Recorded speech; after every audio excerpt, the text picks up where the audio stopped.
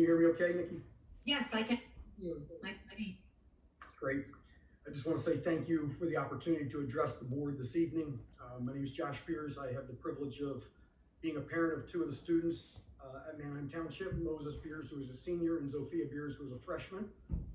I was asked by the Booster Club parents to represent our boys soccer team this evening, and I hope you'll bear with me as I share a few words representing a lot of families and a lot of young men, and specifically to speak to the decisions that were made. I want to first say I recognize when I talk about sports, when I talk about soccer, that there's a lot bigger issues than that. We can't help but reflect on that even as we began this evening and even as we listened to some of the testimonies that have been shared over the last few minutes. So as I begin, I want to have that context in mind, but I think there's more for us as we lead. And so I begin by reading a brief statement from our this year's soccer team's three captains who asked me to share this on their behalf this evening, and then I'll make some comments myself as well. This comes from our three boys soccer captains. First off, we want to be clear that we fully support the school's decision to move all students in the secondary level of learning to online learning. However, the district's decision to end our season, despite the precautions we took as a team, was outrageous. By the beginning of November, 17 of the 22 players on the team chose to go online for the whole second marking period, and the other 5 would have done the same if they were allowed to go back to in-person learning after our season. However, the district was unwilling to compromise with us and forced us to make a, quote, all or nothing, unquote, decision when it didn't have to come to that. Even outside of school, the majority of our team was in contact with a minimal amount of people, further protecting our chances of finishing our season. But at the end of the day, these precautions clearly meant nothing in the eyes of the district, as our season was ended the day of our district final game. This decision was most definitely avoidable, especially considering how other school districts handled similar issues. In Conestoga Valley, their administration chose to move their high school students to virtual learning last week. However, this decision did not impact our athletic team, seeing as we played their soccer team in the first round of districts last Wednesday. Our administration could have acted in the same manner, but instead chose not to adapt to the unique circumstances of our soccer team. We understand, and I say this with pride in our boys, we understand there's nothing that can be done to save our season. We just hope that other sports teams that take the proper precautions will be evaluated fairly, as opposed to being lost in the majority because no one deserves to go through the heartbreak that our team endured this week.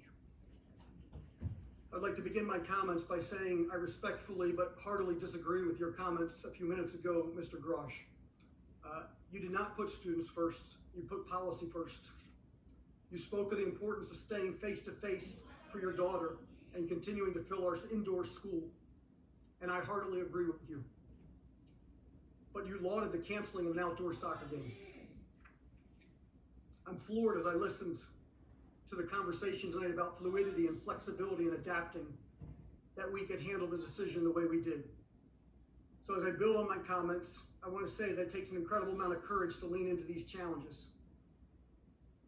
I have great admiration for our leaders, courage to take appropriate safety measures with our students, both with COVID and other issues. That's real. But any of us in leadership know that's not all that's needed for courage. Courage to lean into a growing pandemic of mental health across our country and our district that will last far beyond this pandemic.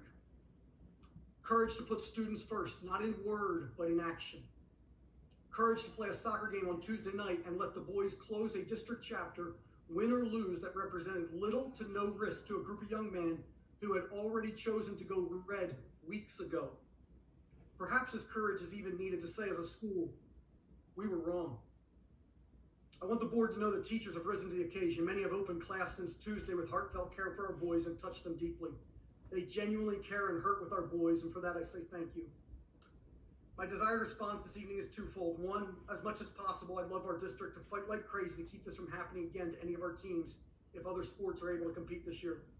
Create flexibility, not in word, but in action, that your plans allow you to be nimble in adjusting policies when it is in the student's best interest. And I would say, don't worry about fans, don't worry about parents, worry about the students. Second, care for our students' health. And please hear me on this, both mental and physical. There's more to this. Enough has been said about the decision, and Dr. Riemann attempted to take ownership of the absolute mishandling of the communication. So I won't go into that, other than to mention to you again that our boys soccer team went red weeks ago with the full intent to honor, respect, and follow the guidelines of our school. Why'd they do that? Because almost 8 years ago, when these boys were in elementary and middle school, when 14 seniors started playing club ball, we committed that representing our school with pride was paramount to a great athletic and life-preparing experience. The fact is that although there were some players who were still attending school in person, we could have fielded a team with just remote learners. And I would beg that we invite the coach and athletic director into those decisions as they are closest to this. Every one of our boys would have rather lose on the field than forfeit. So 2 questions this evening.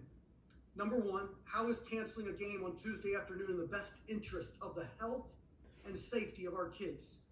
If they are already remote, where is the risk? You can keep kids safe and play soccer Tuesday at 5:30. Playing that game on Tuesday could be defended easily from a health and safety issue for our entire student body. It would have sent a lifelong message to these boys that right choices lead to right results. Instead, the message the school sent, I believe unintentionally, was you are a number to us, and we need to protect ourselves rather than to lean into the messy and walk alongside of you. The question of health and safety of those that are most impacted must be answered for all our co-curricular future activities. My second question, and I'm embarrassed by what I listened to this evening. How can a policy that was made in the summer not have the flexibility to respond with practical solutions to a situation that has been so fluid all year? You used the words flexibility and fluidity as you talked about winter sports and fans. Many of these families have been the school's greatest supporters. We love our school. We pray for and support its leadership. Our boys did everything asked of them, not just the last few weeks, but for their entire Manheim Township journey. You had a fantastic opportunity to make a safe exception in the best interest of all the health and safety of our students. Did we, and I ask this question, did we take the poor choices of others and pass that punishment on to the players who have honored the school and its leadership? Great leaders set policies to guide decisions, and great leaders adapt policies when it's in the best interest of the students and customers they served. Are you convinced that we did that? A few thoughts from my heart and I'll close. Are we thankful? We're deeply thankful for a season. I thank you. In fact, we were so thankful, we took extra steps to make sure to not have this taken away.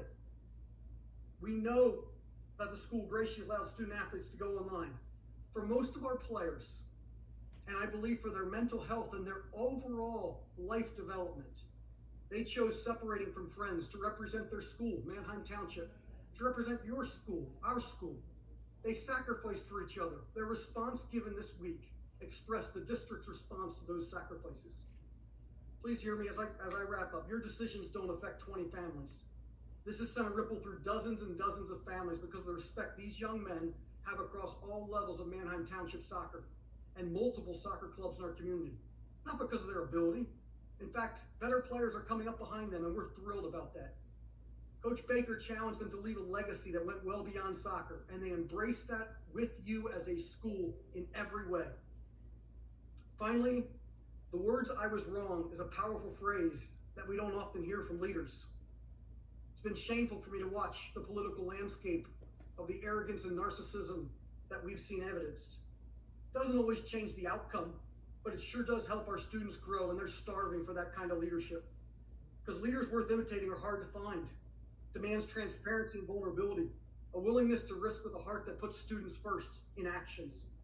We're seeking to raise young adults who take responsibility for their actions, own their mistakes, and grow from them. That's why to me, sports is one of the best classrooms we have. They reveal our character. And leadership is now needed to answer tough questions so that others do not face this decision and method of communication that our boys received. So finally, with a smile, I will say this to you. Our boys will be okay. They're growing adults, the kind of adults that every one of us on here can be proud of. Most of them, with a wink in my eye, take their education seriously. All of them love representing Manheim Township on and off the field. They're resilient, and we, outside of the leadership that we observed this past week, are using this experience to help them grow.